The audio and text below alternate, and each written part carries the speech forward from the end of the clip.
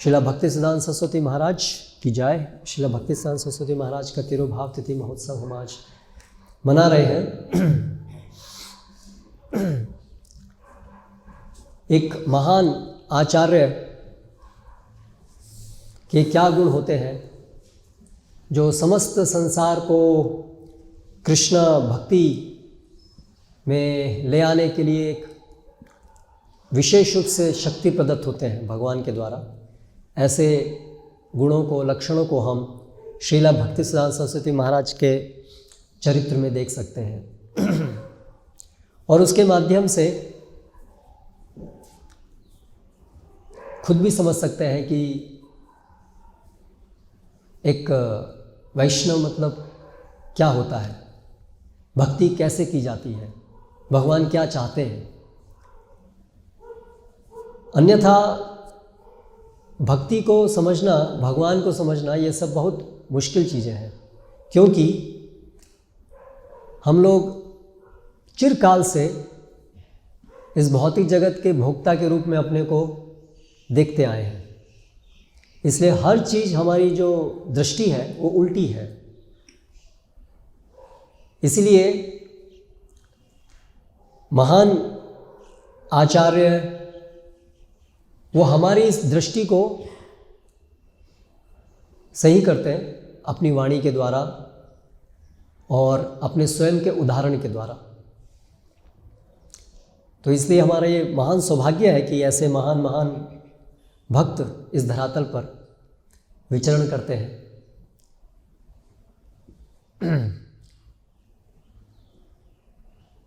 और सभी वैष्णव महान हैं, लेकिन उनमें से कुछ विशेष रूप से एक विशिष्ट समय पर भक्ति को कैसे पुनर्जागृत करना है, क्योंकि काले ने महता योग नष्टः, इस भौतिक जगत में समय के प्रभाव से हर चीज़ नष्ट होती है और विशेष रूप से जो भगवान की सेवा के विषय में ज्ञान है या प्रचार है वो तो बहुत ही आसानी से धूमिल हो जाता है, क्योंकि सभी लोग जो यहाँ पर हैं वो सब विद्रोह करके आए हैं भगवान का। इसलिए शुद्ध ज्ञान को, शुद्ध भक्ति को बार बार पुनर्जागृत करने की आवश्यकता पड़ती है, पुनर्स्थापित करने की आवश्यकता पड़ती है। और ऐसा जो कार्य है वो विशेष शक्ति प्रदत्त आचार्य करते हैं।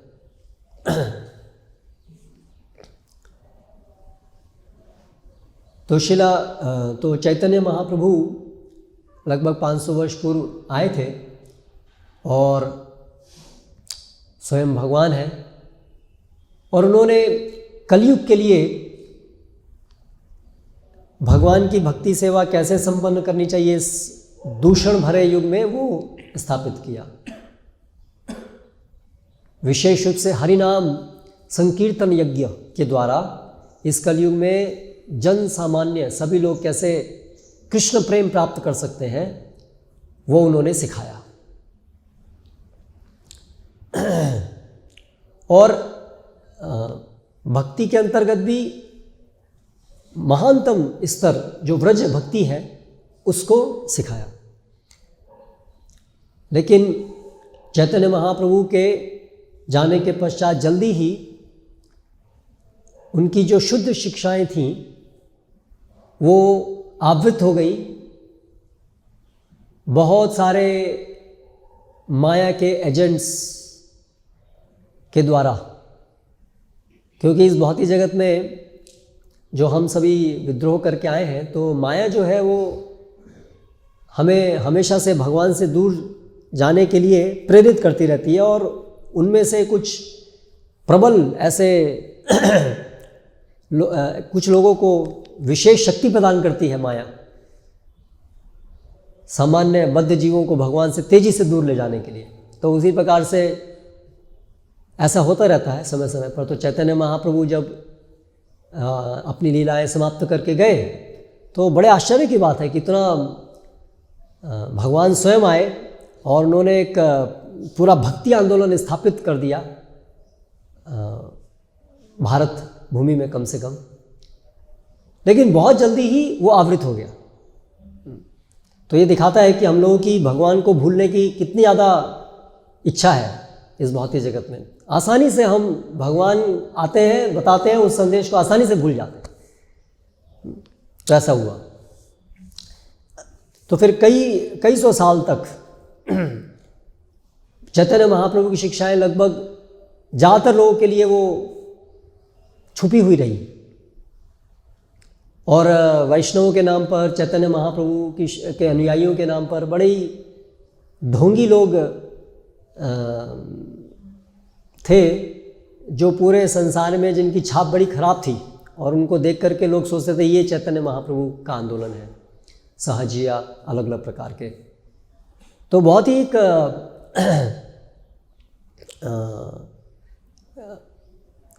विषम स्थिति थी उस समय, और कलयुग में ऐसी स्थिति होती रहती है, अभी भी बहुत विषम स्थिति है एक अलग प्रकार से। लेकिन उस समय एक दूसरी प्रकार से थी। उस समय इतना आधुनिकीकरण की समस्या नहीं थी, लेकिन अन्य ये सब जो अपसंप्रदाय थे, भक्ति के नाम पर जो ढोंग करते थे, उससे पूरा भक्ति आंदोलन छिप गया था, जो वास्तविक शिक्षाएं पूरी छिप गई थी। तो एक बहुत बड़ी चुनौती थी उस समय में, कैसे दोबारा से चैतन्य महाप्रभु की शिक्षाओं को पुनर्जागृत किया जाए, क्योंकि जो सहजिया थे वो बिल्कुल चैतन्य महाप्रभु के ही अनुयायी अपने को बोलते थे, और बहुत कुछ राधा कृष्ण की ही पूजा करते थे, तो बिल्कुल नज़दीक लगते थे, बिल्कुल समीप चैतन्य महाप्रभु के अनुयायी जैसे ही। और जो सामान्य लोग हैं उनके लिए सही और गलत में भेद कर पाना बड़ा मुश्किल होता है, क्योंकि उनकी खुद की चेतना बड़ी धूमिल होती है, तो इसलिए बहुत मुश्किल हो जाता है। तो ऐसे समय में श्रीला भक्ति विनोद ठाकुर भगवान के द्वारा भेजे गए ऐसे आचार्य थे, जिन्होंने उस समय में एक बार पुनः चैतन्य महाप्रभु की शिक्षाओं को, अन्य जो भी उनकी शिक्षाओं के नाम पर सब ढोंग चल रहा था, उससे पार्थक्य स्थापित किया। उन्होंने अनेक ग्रंथ लिखे, जिनके माध्यम से ये भेद स्थापित किया। उन्होंने स्वयं बहुत वार्तालाप, प्रवचन और ऐसे अपना व्यक्तिगत जीवन, तो अनेक प्रकार से प्रचार कार्यों से दोबारा से चैतन्य महाप्रभु की शुद्ध शिक्षाओं को स्थापित करने का जो ये आंदोलन है, ये शुरू किया भक्ति विनोद ठाकुर ने। लेकिन भक्ति विनोद ठाकुर ने अनुभव किया कि उनके इस आंदोलन को, चैतन्य महाप्रभु की शिक्षाओं को पुनर्जागृत करने के इस आंदोलन को आगे बढ़ाने के लिए उन्हें एक शक्ति प्रदत्त भक्त चाहिए, जो उनकी शिक्षाओं को उनके जाने के बाद और इस पूरे जगत में क्रियान्वित कर सके। तो ऐसी प्रार्थना उन्होंने भगवान से की, और उस प्रार्थना के फलस्वरूप उन्हें भक्ति सिद्धांत सरस्वती महाराज प्राप्त हुए। बिमला प्रसाद उनका नाम था बचपन में, और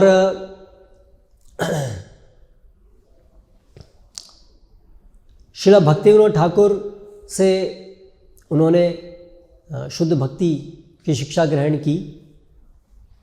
यद्यपि अपनी सनातन स्थिति में वो हमेशा से इस ज्ञान से ओतप्रोत है, लेकिन इस जगत में जब वो आए तो उस लीला के अंतर्गत उन्होंने भक्ति विनोद ठाकुर से कृष्ण भावनामृत की शिक्षाएं प्राप्त की, और उसके उपरांत अपने दीक्षा गुरु गौर किशोरदास बाबा जी महाराज से शिक्षाएं और प्रेरणा प्राप्त की। और एक बहुत मुश्किल समय में, किस परिप्रेक्ष्य में मुश्किल, शुद्ध भक्ति के लिए मुश्किल। जैसे मैंने आपको बताया कि पूरा वातावरण जो है वो सभी प्रकार की भ्रांत धारणाओं से भरा हुआ था, तो उस परिप्रेक्ष्य में उन्होंने एक पूरी क्रांति आरंभ की शुद्ध भक्ति की। तो ये भौतिक जगत का ये एक सामान्य लक्षण है, भ्रांत धारणाएं, ये नॉर्मल है इस भौतिक जगत में। सही समझ पाना बहुत दुर्लभ है। गलत समझना बड़ा आसान है। हम देख सकते हैं अपने चारों तरफ, खुद के जीवन में, अपने माता पिता, अड़ोसी पड़ोसी, सामान्य लोग, तो शास्त्रों के विषय में, भगवान के विषय में, हर चीज़ के विषय में भ्रांत धारणाएं प्रचलित रहती हैं, जो लोगों को भगवान को समझने में रुकावट होती हैं।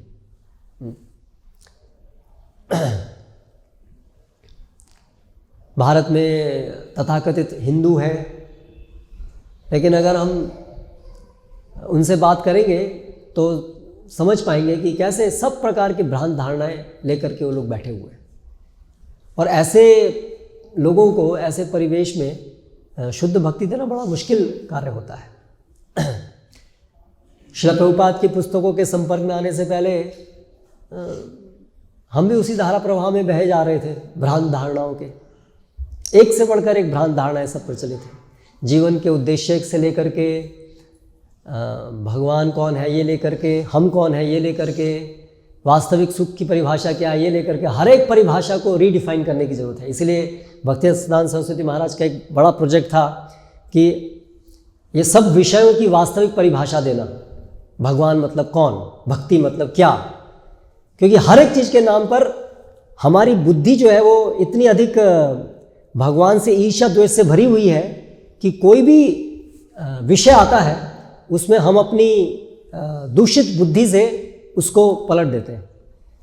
हमारी जो समझ है वो, हमारे जो कान है यहाँ पर सब प्रदूषण से भरे हुए हैं, गंदगी से भरे हुए हैं। इसलिए जो भी वास्तविक संदेश आता है वो हमारे अंदर अंतःकरण में पहुँचते पहुँचते वो प्रदूषित हो जाता है।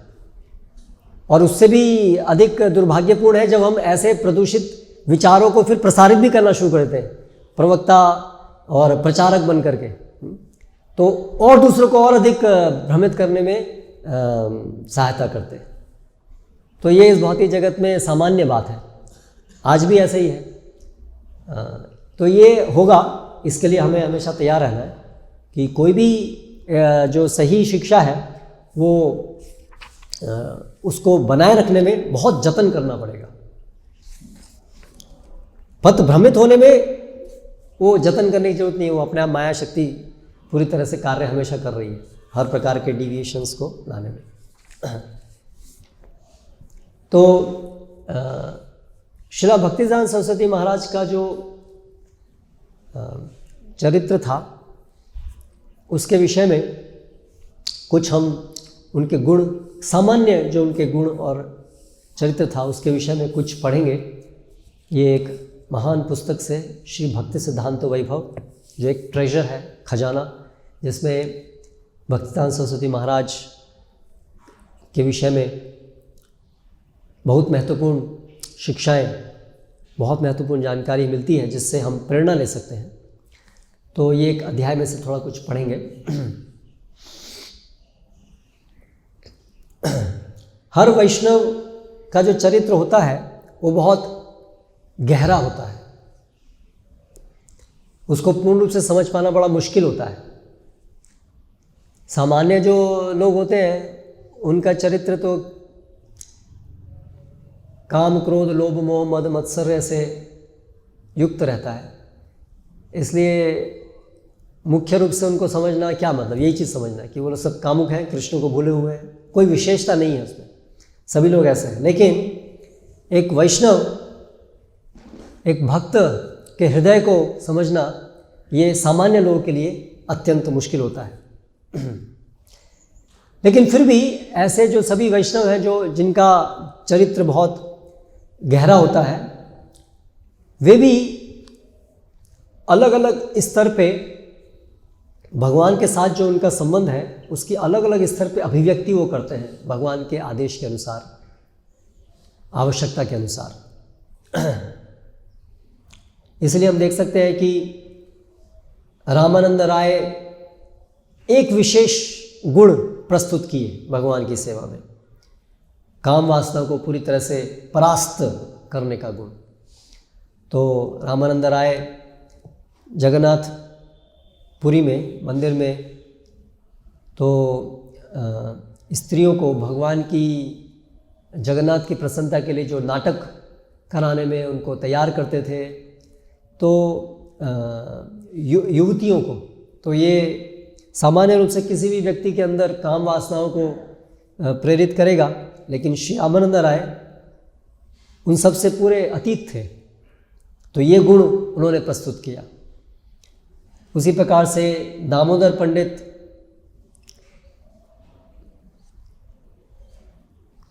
कोई भी त्रुटि कहीं पे भी है, जिसमें थोड़ी शंका भी है, उसको इंगित कर पाना, ऐसे गुण को उन्होंने प्रतिपादित किया। हरिदास ठाकुर ने सहनशीलता के गुण को प्रतिपादित किया। ऐसे सब महान भक्त सभी गुणों से ओतप्रोत रहते हैं, लेकिन कुछ विशेष गुणों को भगवान की सेवार्थ विशेष रूप से प्रकट करते हैं। तो उसी प्रकार से श्रील भक्तिसिद्धांत सरस्वती महाराज के अंदर सर्वगुण संपन्न थे, लेकिन भगवान के आदेश के अनुसार प्रचार की आवश्यकताओं के लेकर के कुछ विशेष गुण उन्होंने प्रकट किए। तो क्या वे गुण थे? उनमें से कुछ जो यहाँ वर्णित है, क्योंकि इन गुणों को समझ पाने के लिए भी हमारी एक क्षमता, योग्यता चाहिए, नहीं तो हम समझ नहीं पाएंगे। तो इसलिए यहाँ पर कुछ गुण परम पूज्य भक्ति विकास स्वामी महाराज वर्णित कर रहे हैं, संकलित किए हैं, तो केवल उनको दोहरा पाएंगे हम। भक्ति शिला सरस्वती ठाकुर, उनका चरित्र जो था बहुत दृढ़ था, दृढ़ निश्चयी, हर चीज में बहुत दृढ़ संकल्प। किसी चीज को जिसको वो ठानते थे उसको छोड़ते नहीं थे जब तक वो सिद्ध नहीं हो जाए, चाहे उसके मार्ग में, उसको सिद्ध करने के मार्ग में कितनी भी परेशानियां क्यों ना आए, लेकिन वो उसको छोड़ते नहीं थे। और जो भी उनका जो मिशन था उसमें बहुत एकाग्र चित्त रहते थे।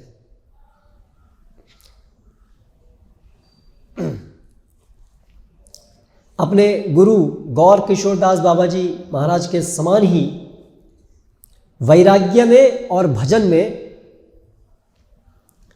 बहुत दृढ़ रहते थे। वैराग्य में और भजन दोनों में। सामान्य रूप से शरीर की जो आवश्यकता है उसके विषय में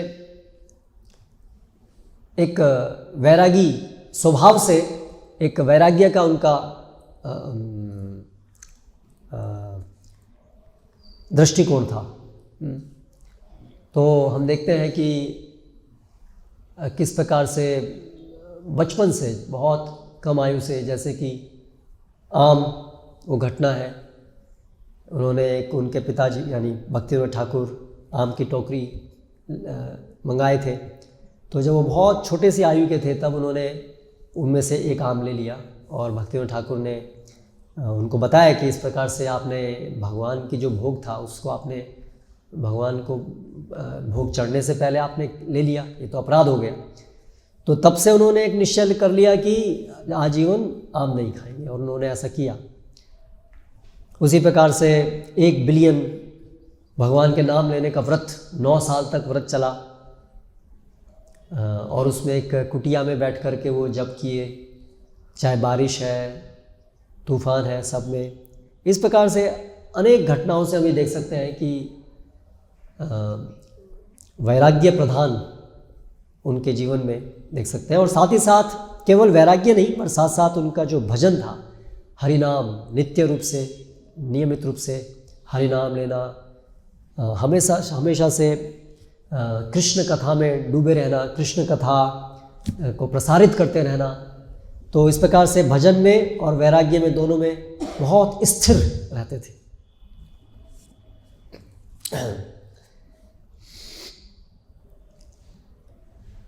एक आदर्श आचार्य होने के नाते उन्होंने अपनी जो भक्ति सिद्धांत थे उनसे कभी समझौता नहीं किया, इसलिए उनका जो नाम भी दिया गया भक्ति सिद्धांत दिया गया।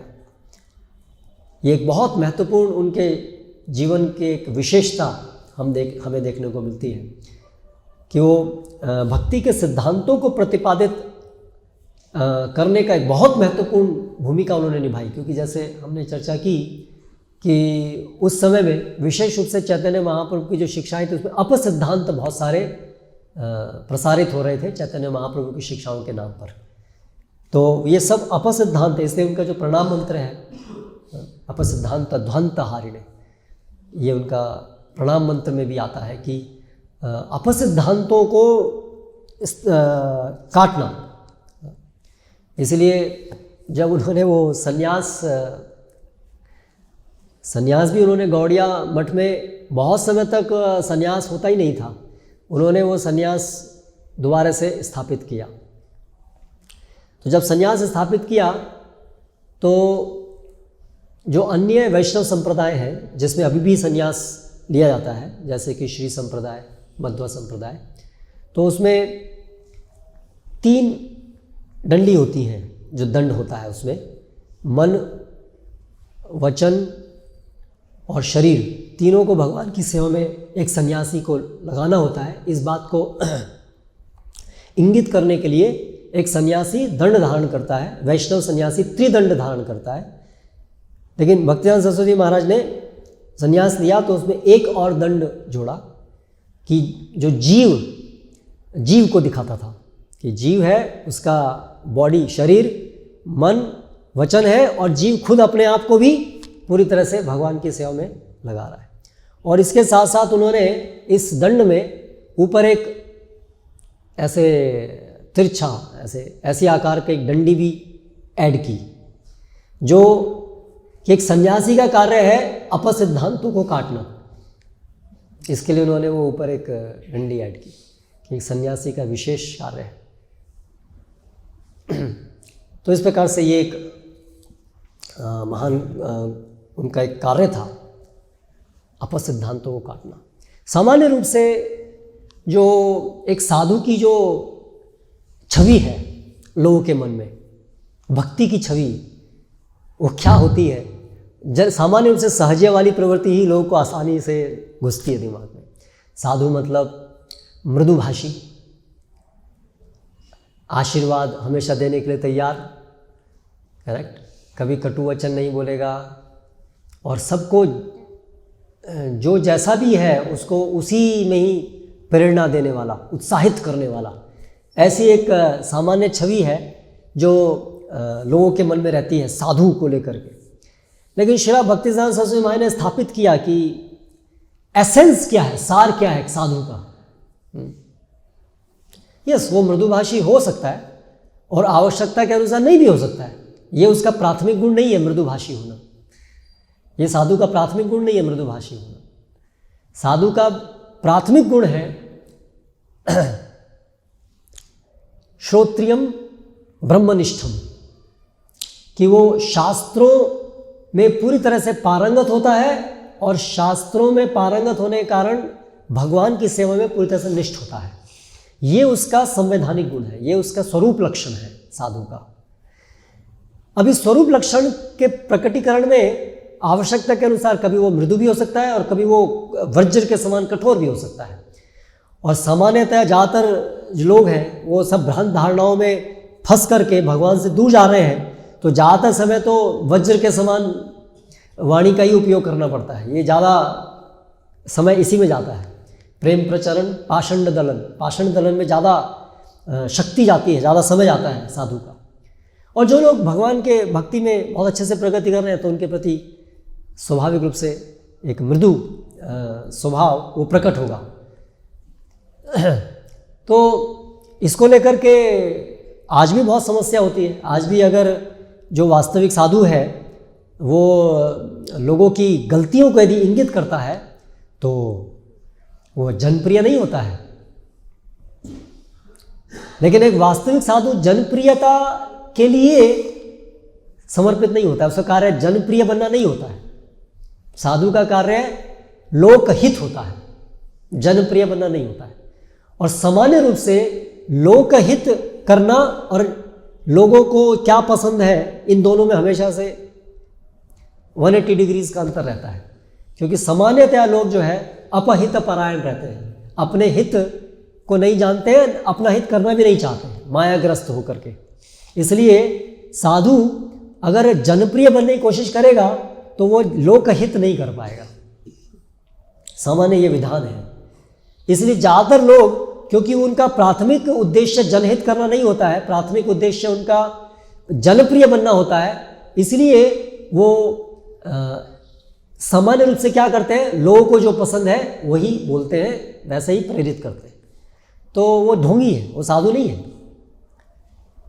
तो भक्तिसिद्धांत सरस्वती महाराज के जीवन में हम ये देखेंगे कि उनका जो प्रचार था, उनका जो पूरा मूवमेंट था, उसकी वजह से बहुत लोग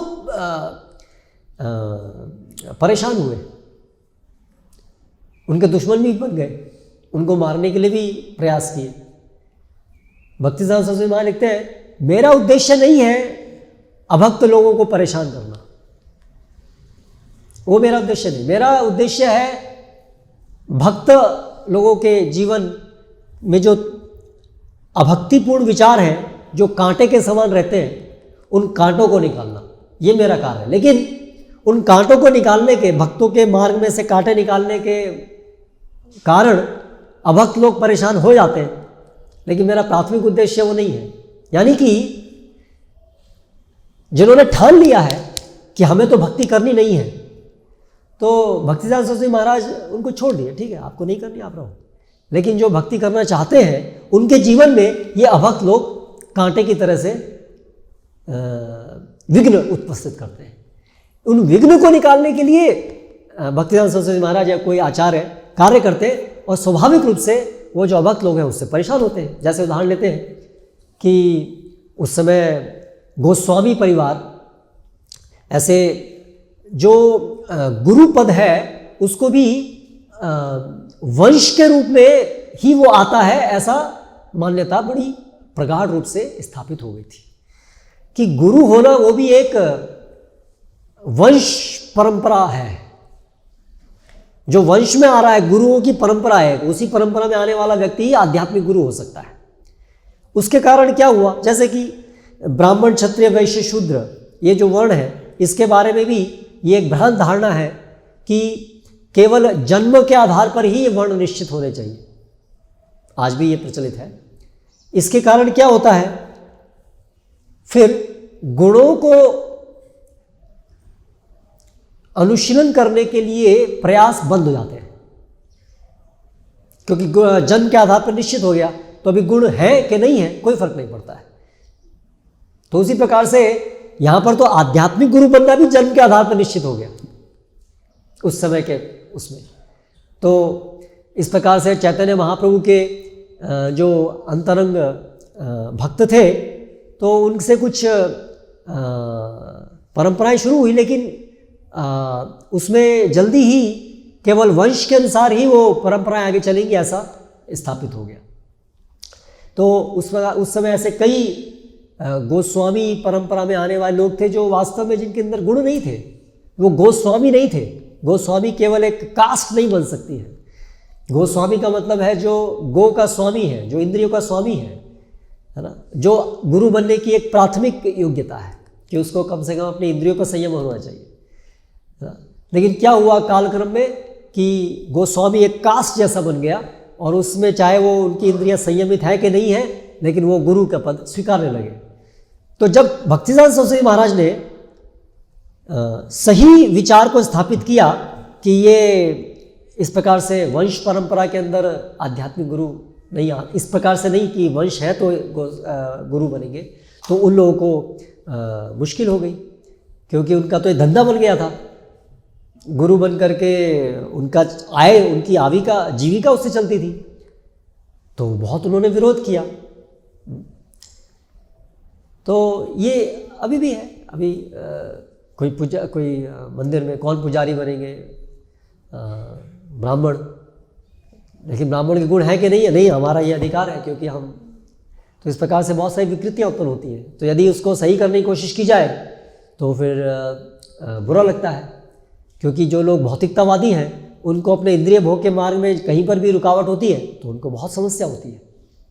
तो इसी कारण भक्तिसिद्धांत सरस्वती महाराज के बहुत लोग दुश्मन बने, क्योंकि उन्होंने जो भी कुछ उस समय की सब भ्रांत धारणाएं थी जिससे भक्ति के मार्ग में अवरोध उत्पन्न हो रहे थे, सबका उन्होंने बहुत खुलेआम और जोर शोर से विरोध किया।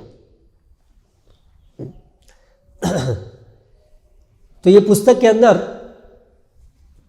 ऐसे बहुत सारे मिसकंसेप्शंस, भ्रांत धारणाएं जो उन्होंने काटी, उसका विशद रूप में वर्णन है। स्मार्त ब्राह्मण, फिर सहजिया, और ये वंश परंपरागत गोस्वामी गण, ऐसे अलग अलग सब प्रकार के लोगों का उन्होंने विरोध किया।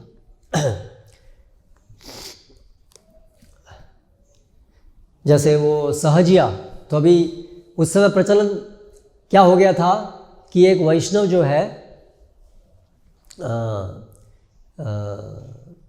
प्रगति का सूचक है अगर एक वैष्णव जो है वो बाबाजी वेश धारण कर ले,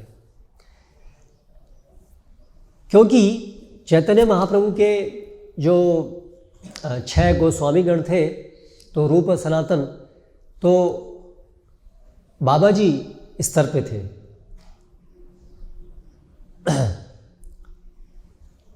बाबाजी स्तर क्या है? वो परमहंस स्तर है, अर्थात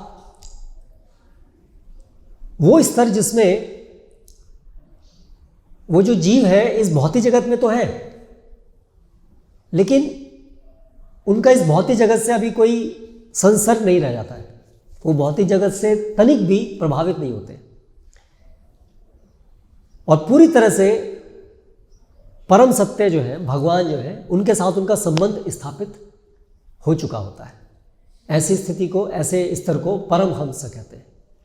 तो जो वैष्णव में जो परमहंस का स्तर है, निर्विशेषवादियों में भी एक प्रकार से परमहंस होते हैं जो ब्रह्म में स्थित होते हैं, लेकिन वैष्णव के अंदर परमहंस मतलब जो होते हैं परमहंस, उनको बाबाजी कहते हैं। तो ऐसा एक प्रचलन हो गया था गौड़िया मठ में कि वैष्णव जो है वो सभी आगे चल करके इस प्रकार से बाबाजी वेश धारण करेंगे, यानी बाबाजी कहलाएंगे। तो कोई सन्यासी नहीं बनता था। सन्यास क्या है? वो वर्णाश्रम का एक अंग है। 4 आश्रम होते हैं, ब्रह्मचारी, गृहस्थ, वानप्रस्थ और सन्यास। और सन्यास आश्रम के अंतर्गत भी अलग अलग स्तर होते हैं। सबसे पहले जो स्तर होता है वो होता है कुटीचका, उसके बाद में बहुदका, उसके बाद में परिव्राजका। तो कुटीचका, बहुदका, ये इसमें रहते हुए वर्णाश्रम के सभी नियमों का पालन करना आवश्यक होता है। तो संन्यास आश्रम के जो नियम है वो पालन करने होते हैं। लेकिन परमहंस वो इस तरह जिसमें पूरी तरह से भगवान के साथ संबंध स्थापित होने के कारण इस भौतिक जगत को सुचारू रूप से चलाने के लिए जो वर्ण आश्रम के नियम है वो पालन करने की आवश्यकता उनको नहीं रहती है। तो उस समय में जो वैष्णव थे वो इस प्रकार से बाबाजी वेश धारण करते थे, लेकिन उनके गुण परमहंस जैसे नहीं होते थे। भौतिक आसक्तियाँ स्पष्ट रूप से सर्व सामान्य दिखती थी। इवन स्त्रियों के प्रति आकर्षण तक भी उनके जीवन में दिखता था, लेकिन वो लोग बाबाजी वेश धारण करने लगे थे, ढोंग। तो उन्होंने जब ये स्थिति को देखा तो उन्होंने कहा अभी वैष्णव समाज में आवश्यकता है पहले वर्णाश्रम पालन हो। बिना वर्णाश्रम पालन किए कृत्रिम रूप से, क्योंकि वर्णाश्रम प्रक्रिया जो है वो सुधार के लिए है, वो शुद्धि के लिए एक प्रक्रिया है। ऑफ कोर्स मुख्य जो प्रक्रिया है शुद्धि के लिए वो नवविधा भक्ति है, लेकिन जब तक जीव भौतिक आसक्तियों से मुक्त नहीं होता तब तक वर्णाश्रम के नियम पालन करना अनिवार्य होता है। इसलिए बाबाजी ऐसे ही कोई नहीं बन सकता है। और बाबाजियों के नाम पर जो वास्तविक बाबाजी हैं, रूप गोस्वामी, सनातन गोस्वामी, उनकी हंसी उड़ रही थी, क्योंकि ढोंगी लोग जब ऐसा वेश धारण कर लेंगे तो उनकी हंसी उड़ेगी ना कि यही ऐसे ही थे वो भी बाबाजी। तो इसको रोकने के लिए उन्होंने ये दैव वर्णाश्रम स्थापित करने की बात की, जो भक्तिविनोद ठाकुर ने उनको बताया कि तुम्हारा एक महत्वपूर्ण कार्य है इस भौतिक जगत में दैव वर्णाश्रम, अर्थात धीरे धीरे ऊपर जाइए, जो स्थिति है उसको स्वीकार कीजिए, बंदर की तरह से जंप मत कीजिए, जो आपकी स्थिति है उसमें रहिए। तो हालांकि भक्तिदास सरस्वती महाराज स्वयं तो पूरी तरह से विरक्त थे और भगवान की स्मरण में लिप्त थे, लेकिन उन्होंने अन्यों के लिए उदाहरण प्रस्तुत करने के लिए और पूरी एक प्रक्रिया का आरंभ करने के लिए उन्होंने स्वयं भी संन्यास आश्रम को ग्रहण किया। तो वो भी बड़ा क्रांतिकारी था, क्योंकि उस समय कोई वैष्णव संन्यास लेते नहीं थे, प्रचलन नहीं था उस समय, तो बहुत विरोध हुआ। और वो भी क्या था कि संन्यास जो अन्य संप्रदाय में भी लेते थे, वैष्णव संप्रदाय में, वो केवल ब्राह्मण कुल में जिनका जन्म हुआ वही संन्यास लेते थे। ये सब बड़े गहरे दार्शनिक विषय है। ये सब क्या मतलब है, ब्राह्मण ही क्यों संन्यास लेता है, अन्य वर्ण के लोग क्यों संन्यास नहीं लेते हैं, इसके पीछे सब विज्ञान है। क्योंकि ब्राह्मण गुण के अनुसार होता है, ब्राह्मण है तो कौन से गुण वाला व्यक्ति ब्राह्मण बनता है, कौन से गुण वाला क्षत्रिय बनता है। तो जिनके अंदर सतोगुण की अधिकता है वो ब्राह्मण का कार्य करते हैं, ऐसा शास्त्र का विधान है। और सतोगुण की अधिकता होने के कारण वे समाज में शिक्षक, आध्यात्मिक चीज़ों को लोगों को समझाना, ये कार्य वो कर सकते हैं। और इसी कारण वे, और अनासक्ति का भाव ज़्यादा आसानी से उनके अंदर दिखता है, और इसीलिए वो संन्यास आश्रम ग्रहण कर सकते हैं। तो ये शास्त्र का निर्देश है, लेकिन इसका गलत प्रकटीकरण सामान्यतया आज भी हो रहा है कि जन्म से केवल एक ब्राह्मण है, जन्म गुण से ब्राह्मण है, तो जिन गुण से ब्राह्मण है वो उनमें से कुछ लोग संन्यास ले सकते हैं। तो वो तो ब्राह्मण परिवार में उनका जन्म नहीं हुआ था भक्तिदास सरस्वती महाराज का, वो तो कायस्थ परिवार में उनका जन्म हुआ था। तो अभी उस समय कायस्थ परिवार में व्यक्ति जिसका जन्म हुआ है वो एक संन्यास आश्रम ग्रहण कर ले, एक बहुत ही विचित्र चीज़ थी जिसका बहुत विरोध हुआ। और वो भी एक सन्यासी से कोई संन्यास ग्रहण करता है, उन्होंने अपने आप संन्यास ले लिया, आज तक सुना नहीं, लेकिन उन्होंने बताया नहीं ऐसा है, इसका पूर्व में है रामानुजाचार्य, तो इसके एक महान आचार्य ने भी ऐसा किया था। भक्तिदास सरस्वती में कभी कोई ऐसी चीज नहीं की, संभावना ही नहीं है जो शास्त्रोक्त नहीं हो। लेकिन सामान्य लोग नहीं समझते हैं शास्त्र क्या है, इसलिए विरोध करते हैं। लेकिन उन्होंने स्थापित किया कैसे ये जो वर्ण है ये सब गुण के आधार पर होने चाहिए। एक बहुत बड़ी बालीघई जगह में एक सम्मेलन बुलाया गया था, क्योंकि भक्ति विनोद ठाकुर प्रचार कर रहे थे कि जो भगवान की सेवा करने का अधिकार, वैष्णव जो है वो जातिगत नहीं होता है, चाहे कोई ब्राह्मण है, क्षत्रिय, वैश्य, शूद्र है, अंत्यजा भी क्यों नहीं है, अगर वो भगवान को शरणागत होना चाहता है तो वो अर्चा विग्रह की सेवा कर सकता है, भगवान की पूजा कर सकता है। लेकिन सामान्य लोग सोचते नहीं, ये तो केवल एक ब्राह्मण परिवार में जिसका जन्म हो वही कर सकता है। तो भक्तिविनोद ठाकुर के सब शिक्षा को लेकर के बहुत लोग असंतुष्ट थे, अपसंप्रदाय वाले, सहजिया वाले, स्मार्त ब्राह्मण। तो एक बड़ा सम्मेलन आयोजित किया गया। तो भक्तिविनोद ठाकुर ने वो स्वस्थ, उस समय का स्वास्थ्य ठीक नहीं था, तो उन्होंने भक्तिदास सरस्वती महाराज को भेजा कि वो उस सम्मेलन में आप जाइए और स्थापित कीजिए कि वास्तविक शास्त्र सिद्धांत क्या है। तो उसमें बहुत सारे पंडित लोग उपस्थित थे और जन समुदाय भी उपस्थित था। तो ये शास्त्रार्थ हुआ। तो भक्तिदास सरस्वती महाराज ने 3 दिन तक प्रवचन दिए, और उसमें ब्राह्मण मतलब कौन, ये शास्त्र में से कितने उदाहरण, कितने उन्होंने कोट्स दिए। वो एनसाइक्लोपीडिया कहे जाते थे भक्तिदास सरस्वती महाराज। किसी भी विषय पर वो शास्त्र के दृष्टिकोण से सही क्या है इसको स्थापित कर सकते थे। तो उन्होंने शास्त्रों से उदाहरण प्रस्तुत किए कि वास्तव में जो ब्राह्मणत्व है या कोई भी वर्ण है वो तो जन्म के आधार पर नहीं होता है, प्राथमिक रूप से गुण के आधार पर होता है। और वर्तमान समय में, कलयुग में तो क्योंकि संस्कार सब रुद्ध हो गए हैं, इसलिए वर्तमान समय में तो जन्म के आधार पर स्थापित हो ही नहीं सकता है, क्योंकि जन्म से तो किसी का स्थापित पिता कौन थे यही नहीं हमको पता है, क्योंकि बहुत समय से सारे संस्कार रुक गए हैं। एक ब्राह्मण मतलब जिसका ब्रह्मा से लेकर के आज तक उस वंश में सभी संस्कार पालन होते आ रहे हो, तब कहेंगे कि हाँ ये ब्राह्मण परिवार है।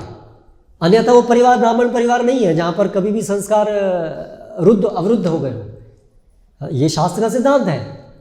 तो इसलिए वर्तमान समय के हाँ इसके पिता ब्राह्मण है इसलिए ब्राह्मण। अरे पिता कैसे ब्राह्मण हुए? उनके तो पिता ब्राह्मण नहीं थे, क्योंकि जब से ये संस्कार की परंपरा टूटी तो ब्राह्मण उस जन्म से ब्राह्मण होना खत्म हो गया।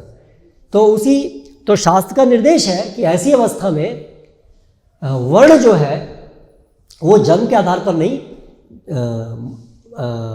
गुण के आधार पर, हमेशा से गुण के आधार पर होता है, लेकिन ऐसी अवस्था में तो केवल गुण के आधार पर ही करना पड़ेगा, क्योंकि जन्म के आधार पर वो संभव नहीं है, क्योंकि परंपराएं नष्ट हो चुकी हैं। तो इस बात को उन्होंने वहाँ पर स्थापित किया। और शुद्ध भक्ति क्या है? सामान्यतः जो लोग सोचते हैं भक्ति वो विद्या भक्ति है, मिश्रित भक्ति है, वो शुद्ध भक्ति नहीं है। तो जैसे आज के हिंदू समाज में भी हम देखते हैं, सब लोग सोचते हैं भक्ति तो हम भी करते हैं, सब हिंदू भक्ति करते हैं। हर एक हिंदू जो है किसी न किसी की पूजा तो करता ही है, किसी न किसी देवी देवता की पूजा तो करता ही है। कुछ पूजा करने में क्या होता है, कुछ घंटी बजती है, कहीं ना कहीं कुछ कोई भी एक विग्रह होते हैं, उनको कुछ भोग लगता है। तो लोग सोचते हैं भक्त हम भी तो भक्ति करते ही हैं, सभी लोग भक्ति करते हैं। लेकिन शुद्ध भक्ति क्या है और ये सब विद्या भक्ति क्या है, इसको बिना समझे हम कैसे कृष्ण को प्राप्त कर पाएंगे? तो ये जो भक्ति के नाम पर चलता है ये तो सब विद्या मतलब मिश्रित भक्ति है, दूषित भक्ति है, शुद्ध भक्ति नहीं है। तो उनकी जो पूरा समझ है भक्ति की वो है कि भक्ति भगवान केवल एक माध्यम है हमारी इच्छाओं को पूरा करने में, चाहे वो स्वर्ग जाने की इच्छा हो, चाहे वो मुक्ति की इच्छा हो। मुक्ति की इच्छा भी आजकल तो लोगों की नहीं होती है, केवल और स्वर्ग की भी क्या है, भौतिक जगत में ही कुछ भौतिक सुख प्राप्त करने की। लेकिन भक्ति जो है वो माध्यम है। भक्ति जो है अंत में लक्ष्य नहीं है कि हम भगवान की सेवा कर रहे हैं, किस लिए? क्योंकि हम भगवान की सेवा कहीं से लिए, दैट्स ऑल, और उसमें कोई अन्य प्रयोजन नहीं है। ये समझ तो किसी की कहाँ होती है। तो भक्ति सिद्धांत सरस्वती महाराज ने शुद्ध भक्ति मतलब क्या है वो स्थापित किया। और शुद्ध भक्ति किसी भी जीव को, चाहे वो कर्म फल से कितना भी निम्न स्थिति में क्यों ना रहा आया हो, भक्ति में इतनी शक्ति है कि अगर वो कोई व्यक्ति अपनी स्वेच्छा से भगवान की शरण स्वीकार करता है तो कर्म फल के कारण यदि वो बहुत निम्न क्यों ना हो, उसके संस्कार बड़े निम्न क्यों ना हो, लेकिन भक्ति की शक्ति से वो परमहंस तक पहुंच सकता है। जैसा कि भगवान बताते हैं भगवद गीता में, है ना, मामी पार्थ व्यपाशित्य ये पी स्युः पाप योनयः स्त्रियो वैश्यास तथा शूद्रास ते पी यान्ति पराम गतिम्।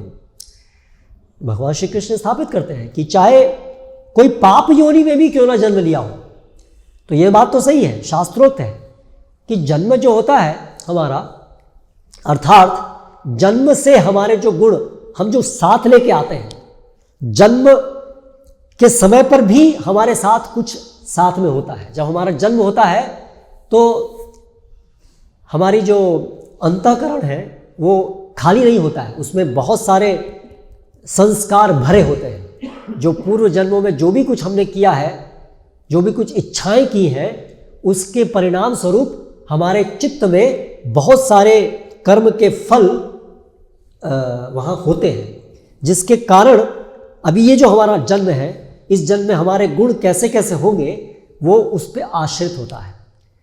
तो इसलिए स्वभाव से जो हमारा स्वभाव है वो जन्म से ही बनता है काफ़ी हद तक, और फिर जन्म के उपरांत जो प्रशिक्षण होता है वो भी इसको प्रभावित करता है। तो उससे ये बात तो सत्य है कि जन्म से ही हमारे गुण बन जाते हैं। लेकिन भगवान की सेवा यानी भक्तों के संग में आकर के यदि कोई व्यक्ति समझ जाए कि वास्तव में वो शरीर नहीं है, वो आत्मा है और हम सभी भगवान के नित्य दास हैं, यदि इस बात में उसकी श्रद्धा बैठ जाए, जो कि केवल भक्तों के संग में आने से ही संभव है। भक्तों के संग में आने के बिना कोई कैसे समझेगा कि हम भगवान के दास हैं? कोई दास ही भगवान के विषय में ये ज्ञान दे सकता है। कुछ हद तक हम ये जान सकते हैं कि कोई ना कोई परम शक्ति है, लेकिन वो कौन व्यक्ति है और उनका हमारे साथ क्या संबंध है, ये जो डिटेल्स है, ये तो कोई भगवान का भक्त हो वही समझाए तो ही हम समझ सकते हैं। तो यदि किसी भक्त के संपर्क में आने से यदि किसी व्यक्ति के हृदय में श्रद्धा उत्पन्न हो जाती है कि वो भी भगवान का दास है और वो भगवान की सेवा करने के लिए इच्छुक हो जाता है, तो फिर चाहे भले ही कर्म फल के कारण उसके बहुत निम्न गुण क्यों ना हो, लेकिन वो बहुत शीघ्र ही भक्ति के बल पर, श्रद्धा के बल पर, शरणागति के बल पर वो परमहंस तक पहुंच सकता है। ये भक्ति की शक्ति है।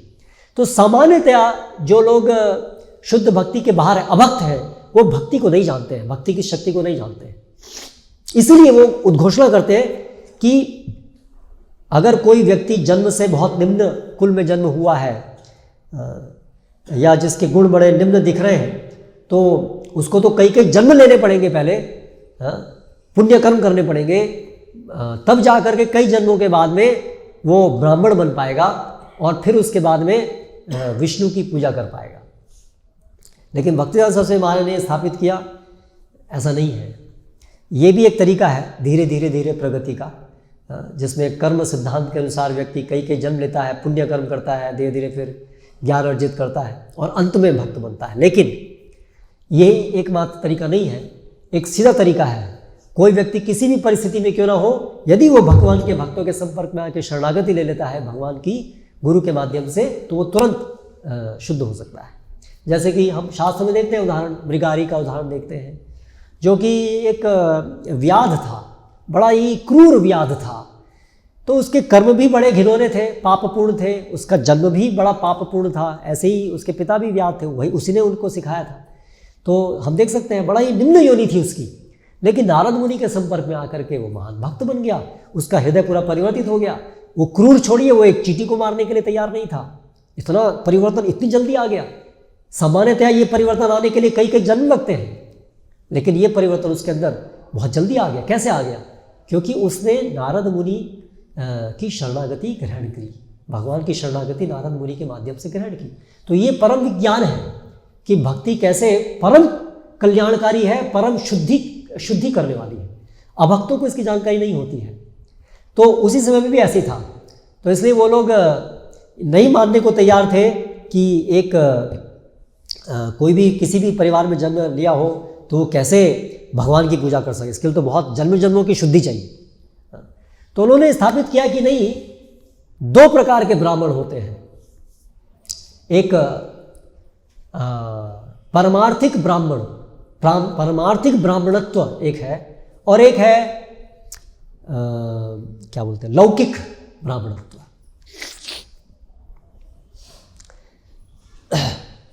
सत्वगुण धीरे धीरे प्राप्त करना वो एक लौकिक ब्राह्मणत्व है, लेकिन पर शुद्ध सत्व की स्थिति को प्राप्त करना वो परमार्थिक ब्राह्मणत्व है। ब्रह्म जानाति इति ब्राह्मणः, जो जान गया है परम सत्य को, जो भगवान को समझ गया, जो भगवान को शरणागत हो गया। समझ गया मतलब शरणागत हो गया, क्योंकि भगवान को समझ लेना मतलब भगवान और हमारे संबंध को समझ लेना। तो जो भगवान को समझ गया मतलब वो शरणागत होगा, जो भगवान को शरणागत नहीं मतलब भगवान को नहीं समझा है। करेक्ट। भगवद गीता में भगवान क्या बोलते हैं? नमाम दुष्कृतिनो मूढ़ा प्रपद्यन्ते नराधमा माया अपृत ज्ञाना आसुरी भावमाश्रिता। नमाम दुष्कृतिनो मूढ़ा प्रपद्यन्ते, मुझे शरण नहीं लेते हैं। कौन? जो ये असुर है। तो जो भगवान को शरणागत नहीं है मतलब वो भगवान को नहीं समझा है। तो भगवान को इस प्रकार से शरणागत जो भी व्यक्ति होता है वो तुरंत सभी प्रकार के दोषों से मुक्त होता है। तो परमार्थिक ब्राह्मण, तो ये परमार्थिक ब्राह्मण है जो ब्रह्म भगवान को जान गया है।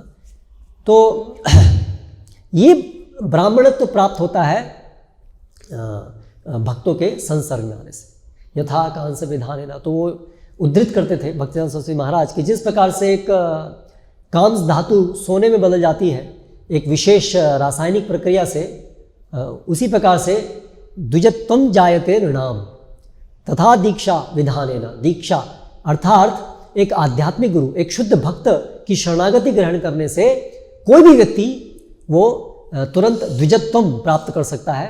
अर्थात वो अभी भगवान की सेवा करने के लिए, अर्च विग्रह सेवा करने के लिए तैयार हो गया है अभी, और उसके लिए कुछ अन्य कोई जन्म लेने की उसको आवश्यकता नहीं है। तो इस प्रकार से ये कुछ उदाहरण प्रस्तुत हम कर रहे हैं कि कैसे बहुत सारी भ्रांत धारणाएं उस समय थी, उन्होंने उसको एक एक करके खंडित किया, और उनका ये एक महान योगदान की वजह से आज भारत में फिर भी कुछ हद तक ये समझ आ रही है कि जन्म से कोई ब्राह्मण हो या क्षत्रिय हो ऐसा नहीं है, ये अंततः गुण के अनुसार होना चाहिए। आज भारत के अंदर फिर भी लोगों के अंदर ये एक्सेप्टेंस तो है कुछ हद तक की, वो रिजिडिटी नहीं है। उसमें एक महत्वपूर्ण योगदान जो इसमें इसको लेके आ पाया वो भक्तिसिद्धांत सरस्वती महाराज थे। उनके प्रयास के कारण ये हुआ। और उसके बाद में जो उनके महान शिष्य शिला ऐसी भक्तिवेदांत स्वामी प्रभुपाद, उन्होंने इस्कॉन के माध्यम से फिर फर्दर इस चीज़ को स्थापित किया। तो इस प्रकार से जो आचार्य होते हैं वो पूरे संसार में कृष्ण भक्ति को स्थापित करने के लिए बड़ा महत्वपूर्ण योगदान देते हैं, इसलिए वो विशेष होते हैं, आचार्य होते हैं। आचार्यों में भी विशेष आचार्य होते हैं। भक्तिवेदांत सरस्वती महाराज ऐसे थे, पूरा एक रास्ता उन्होंने, एक दिशा पूरे संसार को, पूरे समाज को एक दिशा दी, इसलिए उनको जगत गुरु कहते हैं। आजकल ये भी फैशन बन गया है किसी को भी जगत गुरु बोलना, लेकिन जगत गुरु एक स्पेसिफिक टर्म है ना, एक उसका एक विशिष्ट लक्षण है। ऐसा नहीं है कि बस कोई भी जनप्रिय हो जाए तो जगत गुरु बन जाता है। जनप्रिय होने से जगत गुरु नहीं बनते हैं। जो जगत को शास्त्रों के अनुसार भगवान की तरफ समाज को मोड़े उनको जगत गुरु कहते हैं।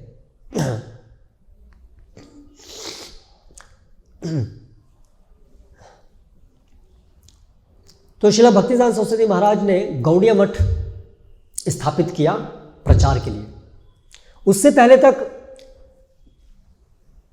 वैष्णव लोग ऐसा सोचते थे, तथाकथित वैष्णव, कि भक्ति मतलब जिसमें हम समाज से, संसार से दूर चले जाते हैं, एकांत में चले जाते हैं, एकांत में भजन करते हैं, ये है भक्ति की पराकाष्ठा।